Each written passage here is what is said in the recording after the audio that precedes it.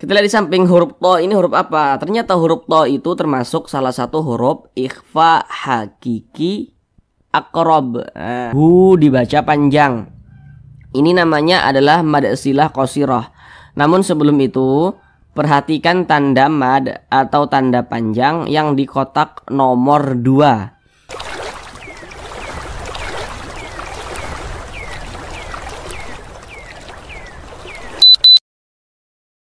Assalamualaikum warahmatullahi wabarakatuh. Apakah Bapak Ibu Saudara semuanya masih terbata-bata dalam membaca Al-Quran, belum lancar dalam membaca Al-Quran, kemudian juga belum memahami ilmu tajwid? Mari belajar mengaji Al-Quran bersama kami. Akan kami jelaskan tajwidnya dengan pelan-pelan, sehingga dengan penjelasan tajwidnya yang pelan-pelan, maka insya Allah Bapak Ibu Saudara semuanya akan langsung dapat memahami ilmu tajwid Al-Quran dengan mudah. Kemudian insya Allah langsung bisa mempraktekkan dengan sendirinya ketika membaca Al-Quran. Kemudian dengan kita mempelajari ilmu tajwid, maka bagi Bapak Ibu Saudara semuanya yang belum lancar dalam membaca Al-Quran, yang masih terbata-bata dalam membaca Al-Quran, insya Allah secepatnya bisa segera lancar. Namun sebelum itu kami doakan terlebih dahulu, semoga Bapak Ibu Saudara semuanya senantiasa dalam keadaan sehat, dipermudah segala urusannya, dikabulkan segala hajat-hajatnya, dan senantiasa dilancarkan rezekinya oleh Allah Subhanahu wa ta'ala. Amin, amin, ya rabbal alamin.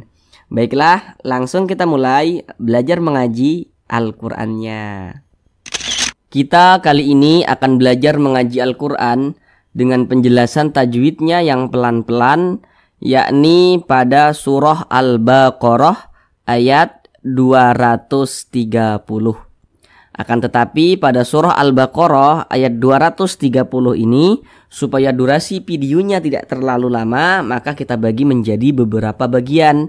Karena di sini kami berusaha menjelaskannya itu dengan detail, kemudian juga dengan pelan-pelan, dengan harapan semoga saudara semuanya, Bapak Ibu Saudara semuanya langsung dapat memahami tajwid Al-Quran dengan mudah. Jadi kita belajarnya itu sedikit-sedikit saja. Yang terpenting bagi kami, Bapak Ibu Saudara semuanya langsung dapat memahami tajwid Al-Qur'annya.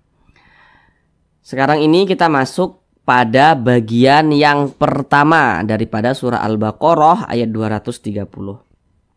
Jadi di bagian yang pertama ini kita akan belajar dari sini, dari fa'in talaqaha sampai ghairah. Dari sini sampai sini. Sekarang akan kami bacakan terlebih dahulu dengan pelan-pelan. A'udzu billahi minasy syaithanir rajim. Bismillahirrahmanirrahim. Fa'in talaqaha fala tahillu lahu min ba'du hatta tankiha zawjan ghairah. Sekarang kita bahas tajwidnya dengan pelan-pelan. Namun seperti biasa ada beberapa hal yang kami sampaikan di awal supaya nanti lebih memudahkan saudara semuanya dalam memahami penjelasan tajwid yang kami sampaikan. Yang pertama, kalau nanti kami katakan huruf sebelumnya atau huruf di belakangnya, maka yang kami maksud itu adalah huruf yang berposisi sebelah kanan daripada suatu huruf. Intinya itu yang arahnya ke sebelah kanan. Kemudian kalau nanti kami katakan huruf di depannya atau huruf setelahnya, maka yang kami maksud itu adalah huruf yang berposisi sebelah kiri daripada suatu huruf. Nah, ingat ya, yang di sebelah sini itu yang di belakangnya yang kami buat. Jadi belakangnya itu yang kami buat sebelah kanan atau sebelumnya. Nah, sebelah kiri di depannya yang kami buat atau setelahnya begitu. Pertama di sini fa in talaqaha, ada huruf nun sukun, ini huruf nun tanda sukun seperti ini berjumpa dengan huruf ta. Namun sebelum itu perhatikan dulu di samping. Kalau kita membaca Al-Quran apabila berjumpa dengan huruf nun sukun atau berjumpa dengan salah satu tanda baca tanwin. Tanda baca tanwin itu bentuknya tuh ada 3 tuh. Baris 2 di atas, yang nomor 1 tuh fathatain, nanti baris 2 di bawah kasrotain, dan yang nomor 3 itu namanya dhammatain. Intinya kalau membaca Al-Quran apabila berjumpa dengan huruf nun sukun atau berjumpa dengan salah satu tanda baca tanwin, maka kita perhatikan huruf nun sukun atau tanda baca tanwinnya itu bertemu dengan huruf apa. Nah, setelahnya itu huruf apa atau di depannya itu huruf apa begitu. Maka terjadilah suatu hukum tajwid. Nah, contohnya di sini yang kita temui adalah huruf nun sukun. Ini huruf non, tanda sukun itu seperti ini. Ini tanda huruf sukun. Nah, huruf sukun itu kadang disebut juga dengan huruf mati. Jadi nanti kalau ada yang mengatakan ini huruf mati nih, ini huruf sukun, ya itu sama saja maksudnya. Huruf sukun atau huruf mati itu maksudnya itu sama saja. Ada huruf nun sukun berjumpa dengan huruf to. Ini huruf nun sukun. Nah, kita pokoknya setiap berjumpa huruf nun sukun atau salah satu tanda baca tanwin, kita perhatikan huruf setelahnya. Nah, tadi di awal kalau kami mengatakan huruf setelahnya atau huruf di depannya, maka yang kami maksud huruf yang berposisi sebelah kiri daripada suatu huruf. Ini huruf nun. Nah, sebelah kiri huruf nun mana? Huruf to. Nah, nun sukun berjumpa dengan huruf to. Nah, kita lihat di samping huruf to ini huruf apa? Ternyata huruf to itu termasuk salah satu huruf ikhfa hakiki aqrab. Nah, kenapa dikatakan aqrab? Karena makharijul huruf nun dengan huruf to ini dia dekat. Maka dikatakan aqrab. Nah, maka ketika mengucapkannya itu disamarkan kemudian juga didengungkan. Akan tetapi karena dia aqrab maka kadar ikhfanya itu dia lebih kuat. Jadi kadar samarnya itu dia lebih kuat. Nah, jadi lebih tinggi kadar ikhfanya atau kadar samarnya itu. Nah, jadi lebih condong berbunyi n tapi disamarkan. Fa'il, jangan dibaca fa'ing, jangan. Nah, lebih condong berbunyi n tapi dia samar. Fa'il talaqaha seperti itu. Kemudian didengungkan. Nah, didengungkan itu suaranya itu kita tahan, kita panjangkan sejenak. Fa'il talaqaha. Nah, kita tahan, kita panjangkan sejenak. Fa'il, dipanjangkan. Fa'il talaqaha begitu. Fa'il talaqaha. Nah, ditahan, dipanjangkan sejenak. Nah, berapa kadar panjangnya dengungan itu? Nah, gitu kan, nanti mungkin ada saudara yang bertanya seperti itu. Kalau kita mengikuti pendapat ulama qiraah yang mutaakhirin ya, ada yang mengatakan 2 harokat. Tapi kalau kita mengikuti pendapat ulama-ulama yang terdahulu, maka kadar dengung itu, kadar gunnah itu tidak dikiaskan dengan harokat, tapi harus bertalaki, harus belajar langsung dengan seorang guru. Tapi kalau kita mengikuti pendapat ulama yang mutaakhirin, maka panjangnya daripada gunnah itu atau dengungan itu adalah 2 harokat. Fa'il talaqaha. Kemudian ha dibaca panjang. Sekarang perhatikan rumus mad tabi'i yang di kotak nomor 3. Kalau kita membaca Al-Quran apabila berjumpa dengan huruf alif, yang di kotak nomor 3 rumus mad tabi'i, ini alif nih yang disambung dengan huruf ha. Kalau membaca Al-Quran apabila berjumpa dengan huruf alif, kita perhatikan huruf sebelumnya. Kalau sebelumnya ada huruf yang memiliki tanda baca fathah, maka huruf tersebut dibaca panjang. Ini alif nih. Nih sebelumnya ada huruf yang memiliki tanda baca fathah. Ini namanya tanda baca fathah atau harokat fathah. Ada alif, sebelumnya ada huruf yang memiliki tanda baca fathah, maka huruf yang memiliki tanda baca fathah yang berposisi tepat sebelum huruf alif, maka huruf tersebut dibaca panjang. Nah, ini huruf alif nih, sebelumnya ada huruf yang memiliki tanda baca fathah. Jadi secara singkatnya rumus mad tabi'i yang di kotak nomor 3 itu, huruf alif pasangannya tanda baca fathah sehingga huruf sebelumnya itu dibaca panjang. Nah, huruf alif pasangannya tanda baca fathah. Sehingganya ha dibaca panjang. Fa in talaqaha, mad tabi'i itu panjangnya 2 harokat. 2 harokat itu untuk lebih mempermudah kita dalam belajar. Kira-kira 2 ketukan. 1, 2. Talaqaha, seperti itu. Ketukan itu hanya sarana saja itu untuk mempermudah kita dalam belajar.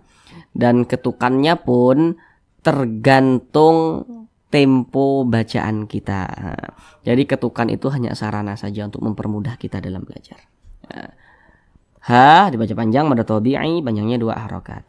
Kemudian la juga sama, masih di rumus mad tabi'i yang di kotak nomor 3. Kalau membaca Al-Quran berjumpa dengan alif nih, bendera ke sampingnya ini alif nih. Ini sebelum huruf alif nih. Ini alif nih sebelumnya nih. Ada huruf yang memiliki tanda baca fathah. Maka huruf yang memiliki tanda baca fathah yang berposisi tepat sebelum huruf alif, maka dia dibaca panjang. Makanya la dibaca panjang. Mad tabi'i panjangnya 2 harokat. Atau kira-kira 2 ketukan. Fala tahillu lahu. Kemudian hu dibaca panjang. Ini namanya adalah mad silah qasirah. Namun sebelum itu perhatikan tanda mad atau tanda panjang yang di kotak nomor 2. Kalau kita membaca Al-Quran berjumpa dengan suatu huruf, kemudian di atas huruf tersebut ada tanda baca dhammah terbalik, maka huruf yang di atasnya memiliki tanda baca dhammah terbalik, maka huruf tersebut dibaca panjang. Tanda baca dhammah itu kan seperti ini.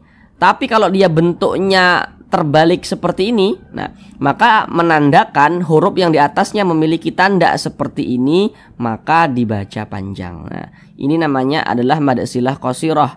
Panjangnya itu 2 harokat. Untuk nama-nama madnya itu supaya lebih memudahkan kita dalam belajar, kalau untuk awal-awal tidak perlu untuk dihafal terlebih dahulu, tidak apa-apa. Jadi nama-nama madnya itu tidak perlu untuk dihafal terlebih dahulu, tidak apa-apa. Yang terpenting kita tahu, oh ini tanda panjang ya, oh ini tanda panjang ya, oh ini huruf yang dibaca panjang, oh ini panjangnya segini, oh ini panjangnya berapa harokat, ini berapa harokat, ini tanda panjang. Nah, kita tahu. Kalau untuk nama-nama madnya itu belakangan juga tidak apa-apa. Yang terpenting kita tahu dulu ini tanda panjang, kadar panjangnya sekian-sekian, kita tahu begitu. Untuk lebih mempermudah saja kita dalam belajarnya.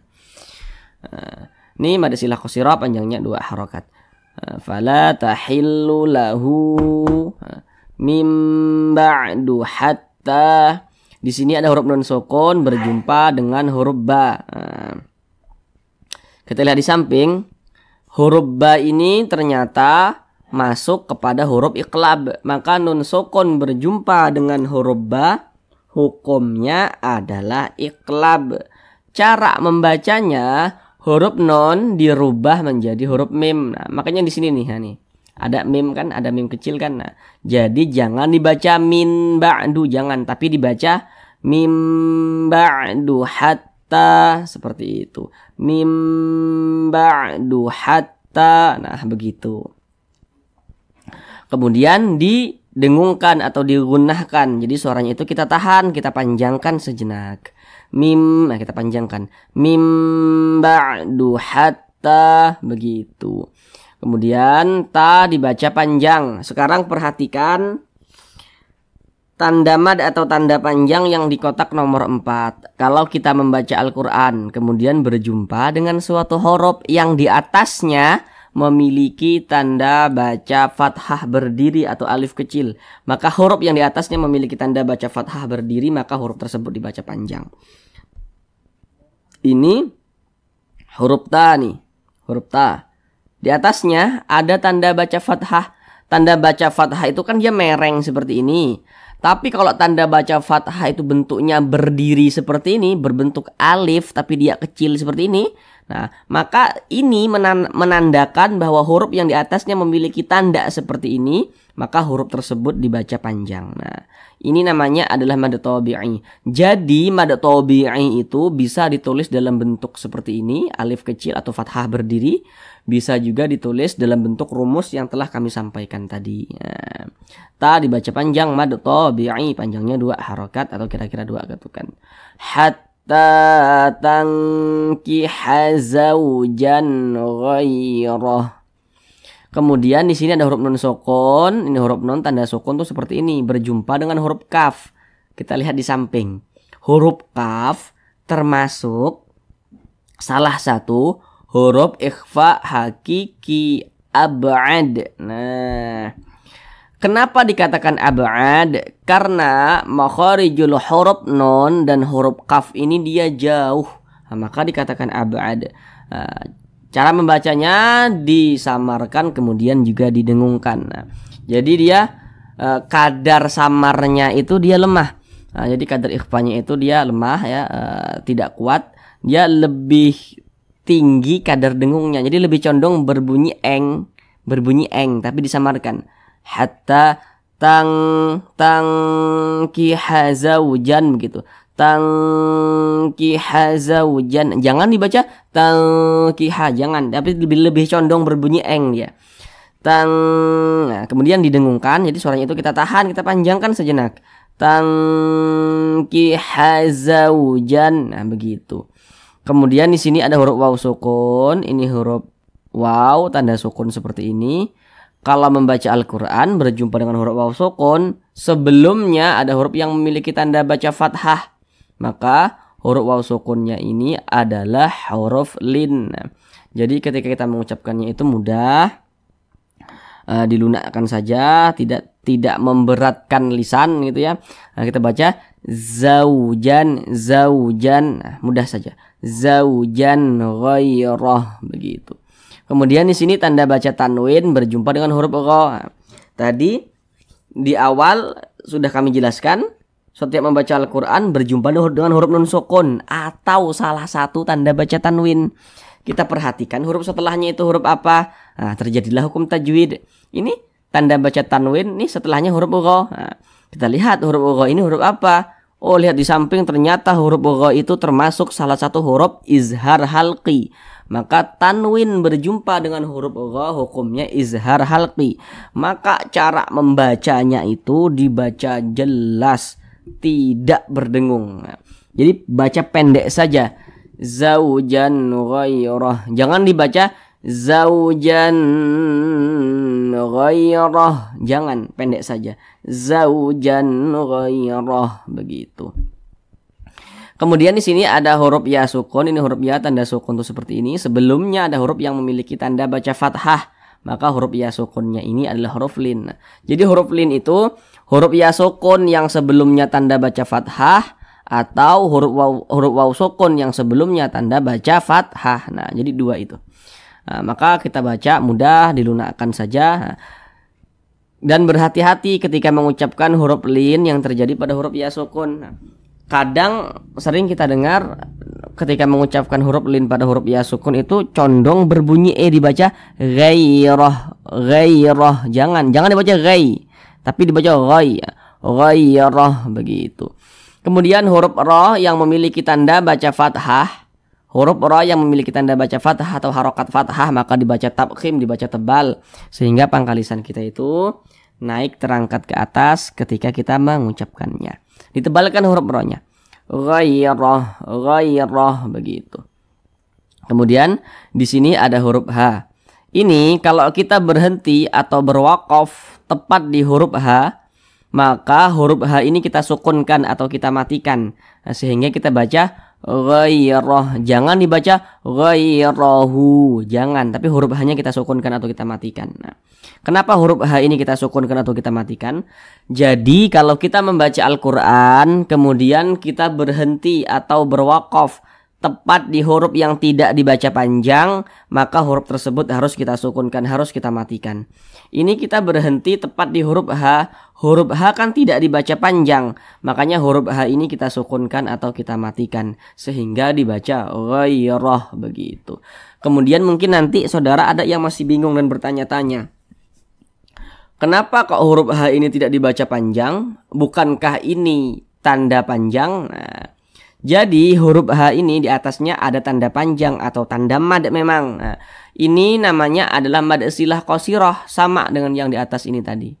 Tapi kaedahnya itu mad apabila kita berwakaf atau berhenti tepat di huruf yang dibaca panjang sebab dia mad silah qasirah, maka mad silah qasirahnya tidak berfungsi. Jadi mad silah qasirah itu kalau dia berwaqaf, maka mad silah qasirahnya gugur, tidak berfungsi. Tapi kalau kita wasolkan, kita tidak berhenti, maka mad silah qasirahnya itu berfungsi begitu. Misalnya, ini kita tidak berhenti di huruf H, kita lanjutkan bacanya. Ghairahu, ya, hu-nya kita panjangkan. Tapi kalau kita berwaqaf tepat di huruf H, maka huruf H-nya kita sukunkan karena tanda panjangnya ini tidak berfungsi. Ya. Jadi mad silah qasirah kalau berwaqaf, maka mad silah qasirahnya itu tidak berfungsi. Tapi kalau diwasolkan, maka baru dia berfungsi begitu. Kalau berhenti di mad silah qasirah, mad silah qasirahnya nggak berfungsi. Tapi kalau tidak berhenti, kita teruskan bacanya, baru dia berfungsi begitu. Kemudian di sini ada tanda waqaf, qaf dengan lam yang bermakna al-waqfu aula. Jadi maksudnya itu berwaqaf lebih utama. Jadi kalau menemukan tanda waqaf al-waqfu aula ini, maka lebih utamanya kita berhenti dulu, berwaqaf dulu. Kita berhenti. Ghairah, berhenti dulu, berwaqaf, ambil napas, baru kita lanjutkan lagi bacanya begitu. Berwaqaf lebih utama begitu. Sekarang kita ulang bersama-sama sekali lagi dari awal. Fa in طلقها فلا تحل له من بعد حتى تنكح زوجا غيره. Cukup sekian pembelajaran kita pada kali ini. Supaya tidak sia-sia dengan apa yang telah kita pelajari, tidak buang-buang waktu, tidak lupa, maka sempatkanlah waktu untuk senantiasa membuka Al-Quran dan membacanya. Intinya dalam sehari semalam itu harus ada waktu, entah itu habis sholat maghrib, atau habis sholat isya, atau subuh. Buka Al-Quran, kita baca, kita terapkan apa yang telah kita pahami begitu. Terima kasih. Assalamualaikum warahmatullahi wabarakatuh.